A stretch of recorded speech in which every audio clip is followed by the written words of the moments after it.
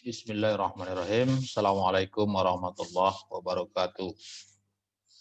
Berikut ini saya akan memaparkan tugas tentang identifikasi masalah pembelajaran yang ada di SMK Bina Karya Mandiri II dalam rangka menyelesaikan tugas diklat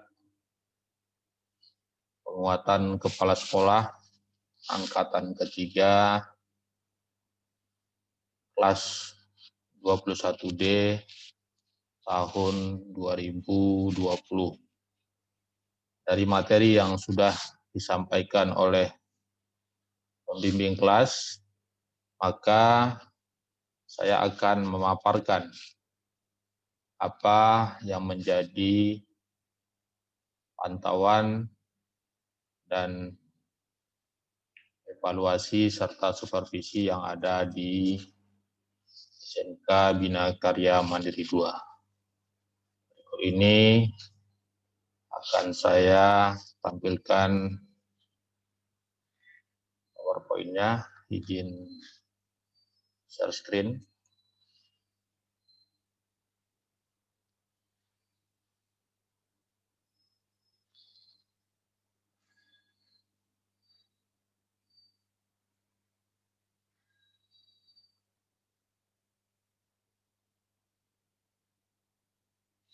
Baik, bahwa ini merupakan tugas identifikasi masalah di sekolah sendiri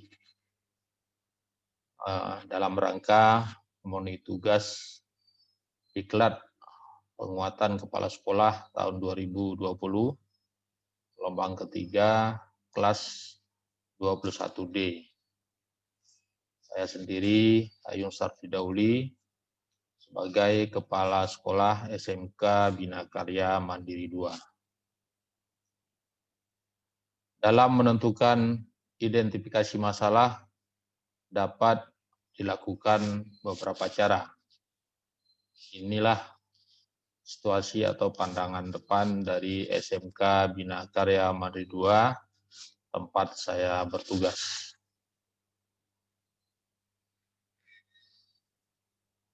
Pertama, berdasarkan rapor mutu. Kemudian yang kedua, berdasarkan hasil akreditasi. Yang ketiga, berdasarkan laporan supervisi akademik. Yang keempat, berdasarkan hasil rapat stakeholder di sekolah. Kemudian yang kelima, hasil pengamatan.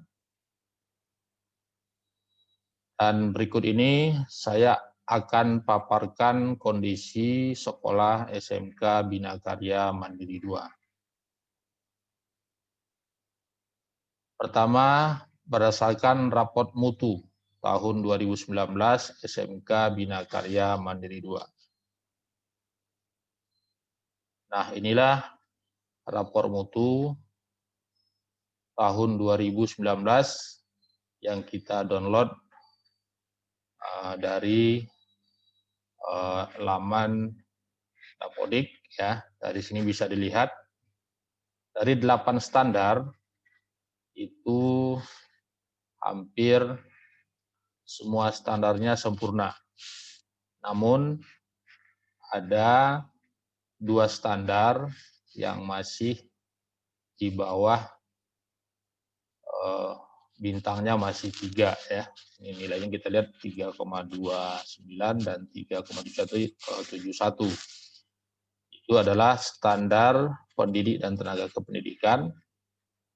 Itu nilainya 3,29, kemudian standar sarana dan prasarana pendidikan itu 3,21. Sekarang kita lihat rinciannya. Pertama, standar kompetensi lulusan, standar isi, dan standar proses. Nah, dari ketiga standar ini, pertama kita lihat standar kompetensi lulusan. Ya. Ini semuanya nilainya 7. atau bintang 5. Berarti sudah memenuhi syarat. Kemudian standar isi. Ya. Standar isi ini nilainya 6,75. Ini masih bintang 5. Ya. Kemudian cuma ada di sini satu indikator yang nilainya 6,28, tapi masih memenuhi syarat ya, itu 4 bintang. Kemudian ada satu subindikator ya, ini tentang pengaturan beban berdasarkan bentuk pendalaman materi ya, ini di tahun 2019 3,76, ini 3 bintang. Tapi ini kan secara umum ya ini masih 4. Kemudian untuk standar proses ya ini 6,90, masih 5 bintang. Selanjutnya yang keempat, standar penilaian pendidikan. Kemudian yang kelima, standar pendidik dan tenaga kependidikan. Tadi di atas kelihatan yang standar pendidikan itu semuanya bintang 5. Ya. Ini. Kemudian untuk standar pendidik dan tenaga kependidikan, nah di sini nih yang nilainya masih rendah ya 3,20. Nah, permasalahan itu ada di mana? Nah, nanti kita lihat. Jadi di sini ada kekurangan di standar pendidik dan tenaga kependidikan. Ya, ini ada yang 2,37 yaitu adalah bersertifikat pendidik. Jadi masih banyak guru di SMK Bina Karya Menteri 2 itu yang belum memiliki sertifikat pendidik. Selanjutnya masih standar pendidik dan tenaga kependidikan lanjutan ya dari indikatornya tadi dapat kita lihat ya secara umum ya masih ada yang bintang 5 ya. Nah, kalau yang masih 0 ini kebetulan datanya belum diupload sehingga belum ada penilaiannya, masih kosong. Ya, ini lanjutannya. Jadi kalau yang 00 ini berarti datanya belum terupload, belum terselesaikan. Nah, kalau yang sudah terupload bisa dilihat hasilnya. Kemudian selanjutnya standar yang keenam itu standar sarana prasarana pendidikan. Ya. Di standar sarana prasarana ini juga nilainya masih kurang. Namun ada beberapa bagian ya di beberapa sub sub indikatornya itu sudah bintang 7. Nah, ini juga ada banyak yang belum di-upload.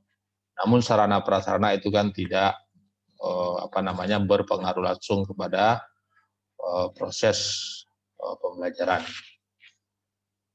Selanjutnya itu standar pengelolaan pendidikan dan standar pembiayaan ya. Sesuai dengan 8 standar nasional pendidikan ya. Nah, untuk standar 7 yaitu standar pengelolaan pendidikan itu nilainya 6,31, masih bintang 4 ya. Dilihat, tapi subindikatornya itu nilainya 7 ya. Dan juga ini ada di standar pengelolaan ya. Hampir semua yang datanya sudah masuk itu bintang 5, berarti sudah syarat. Kemudian di standar pembiayaan pun ya 6,38 di bintang 4, tapi di indikatornya semuanya itu bintang 5. Ada satu indikator yang yang belum memenuhi standar ya. Ini di mana nilainya 4,54, yaitu adalah indikatornya yaitu adalah sekolah melakukan pengelolaan dana dengan baik ya. Karena memang biasanya di pembiayaan itu ditentukan oleh dana. Nah, selanjutnya ini ada sertifikat akreditasi dan juga SMK Bina Karya Mandiri 2 sudah melaksanakan audit ISO ya. Kita ada 3 sertifikat ISO itu ISO 9001:2015 itu tentang manajemen mutu, kemudian ISO 14001:2015 itu tentang lingkungan, dan OHSAS 8001:2007 itu tentang K3 kesehatan dan keselamatan kerja. Nah, dan akreditasinya SMK Bina Karya Mandiri 2 dengan 5 program kalian itu adalah A. Ya. Bisa dilihat sertifikat akreditasinya itu A. Kemudian ini sertifikat ISO 9001:2005. Kemudian ini sertifikat ISO 14001:2015. Kemudian ini OHSAS 18001:2007. Nah, ini nanti akan menjadi kelebihan ya, atau kekuatan atau keunggulan di SMK Bina Karya Mandiri 2. Selanjutnya,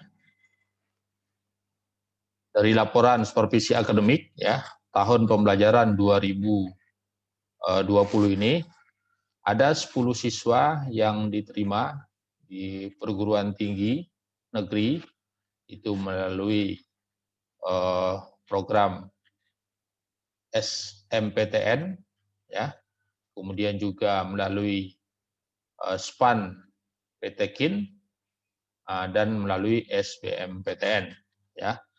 Jadi ada 10 siswa yang tahun 2020 ini walaupun lulusan COVID-19 itu ada 10 siswa yang diterima di perguruan tinggi negeri. Ya, ini ada datanya. Dan selanjutnya, ini akan saya paparkan tentang suasana sekolah ya sebelum pandemi.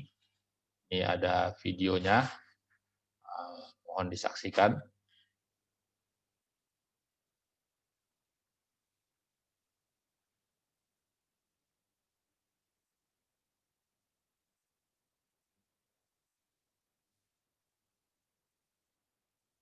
Ini video kita ambil pada saat sebelum adanya COVID-19.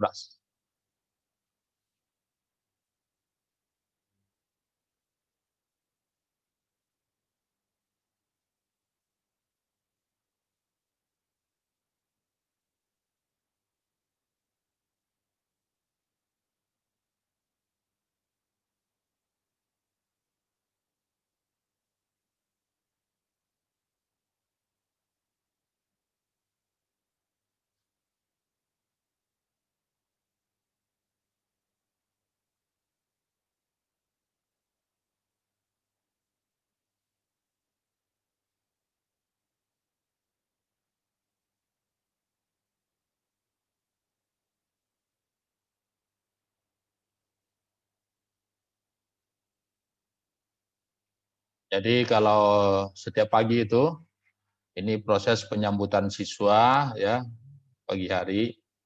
Ini anak-anak bersalaman karena ini pada saat sebelum COVID-19 ya.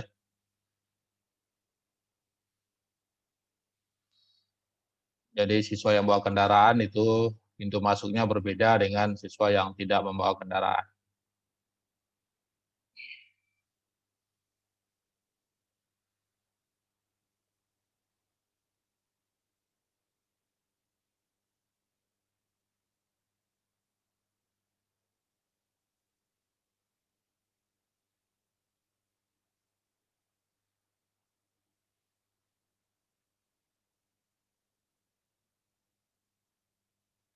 Ini suasana di tempat parkir ya.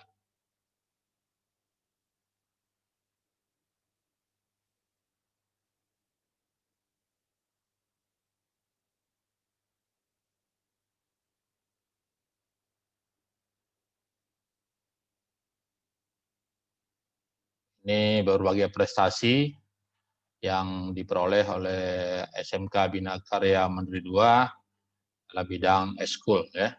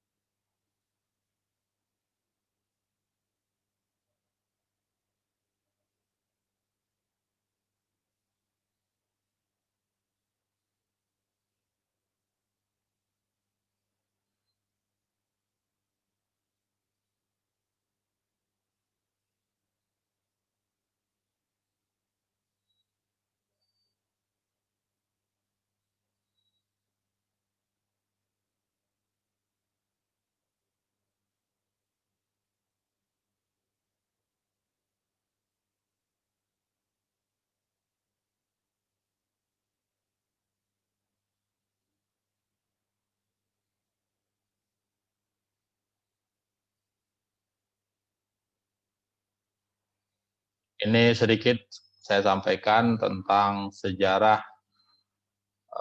SMK Bina Karya Mandiri 2.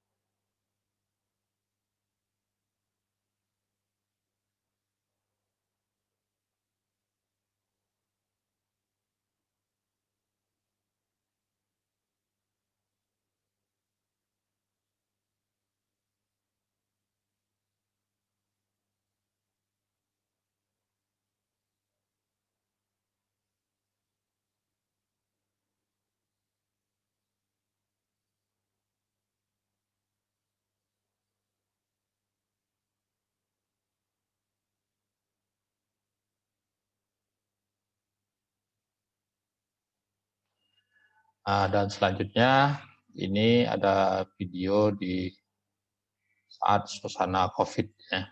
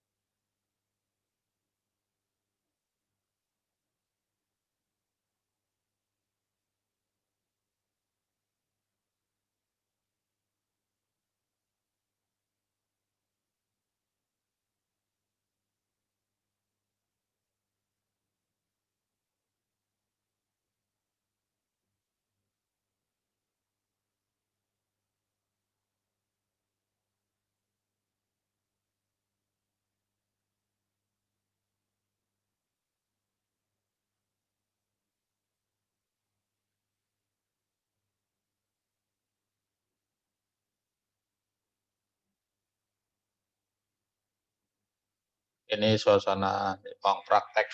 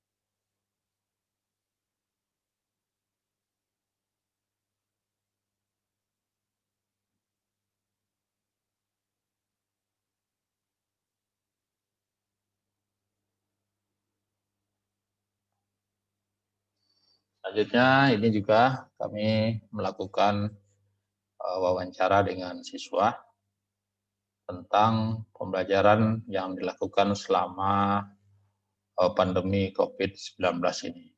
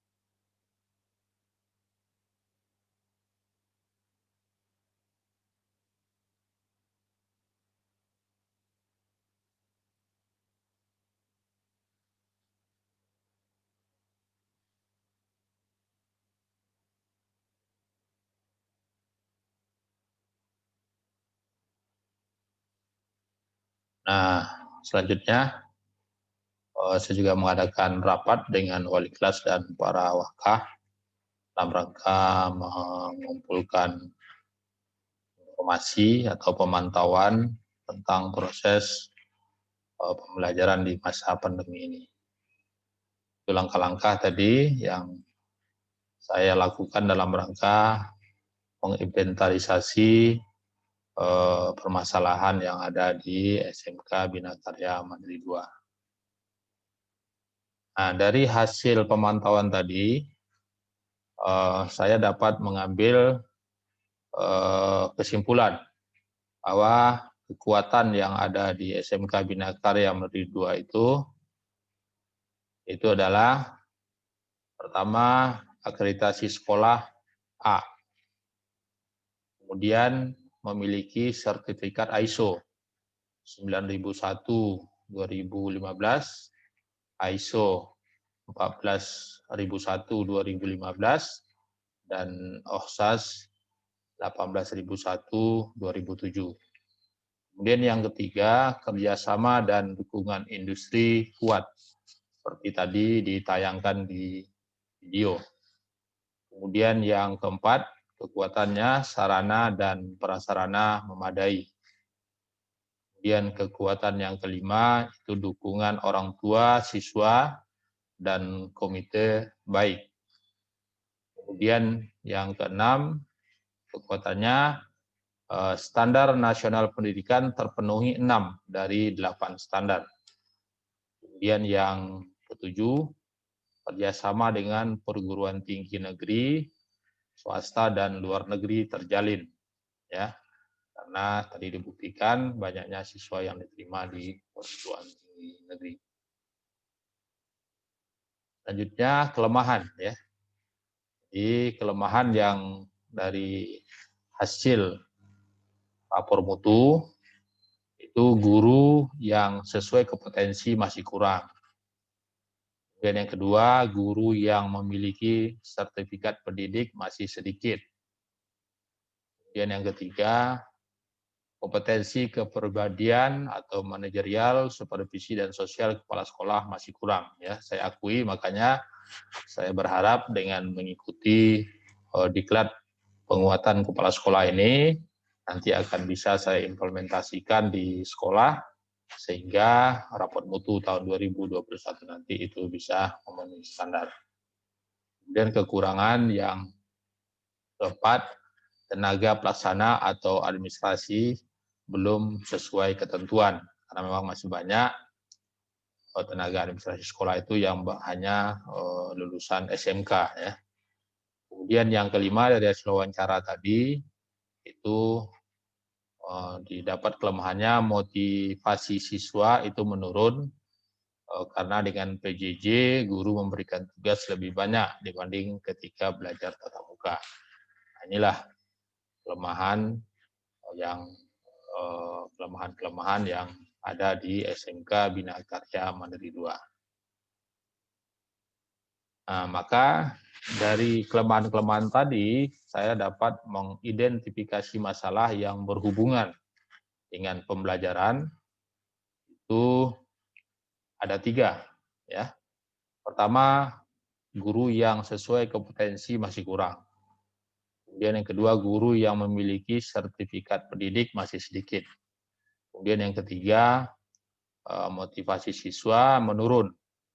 Karena dengan PJJ, guru memberikan tugas lebih banyak dibanding ketika belajar tatap muka. Nah, dari identifikasi masalah ini, maka saya mengambil masalah utamanya adalah motivasi belajar siswa menurun selama pelaksanaan pembelajaran jarak jauh atau PJJ akibat guru dalam mengajar memberikan banyak tugas karena masih banyak guru yang tidak kompeten dan belum memiliki sertifikat profesi. Inilah nanti masalah yang akan saya angkat dalam penugasan penyelesaian masalah nanti dalam tugas selanjutnya. Ya, terima kasih ya. Nanti saya mohon saran-saran dari teman-teman dan masukan bagaimana saya bisa menyelesaikan masalah yang ada di sekolah saya.